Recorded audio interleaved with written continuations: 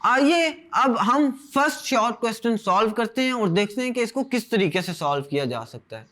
तो हमारे पास क्वेश्चन है, how was the first constituent assembly formed. तो आपको याद होना चाहिए कि जब आज़ादी के दिन करीब आ रहे थे तो एक कॉन्स्टिट्यूशन असेंबली फॉर्म की गई थी जिसके प्रेसिडेंट कायदे आज़म को लगाया गया था।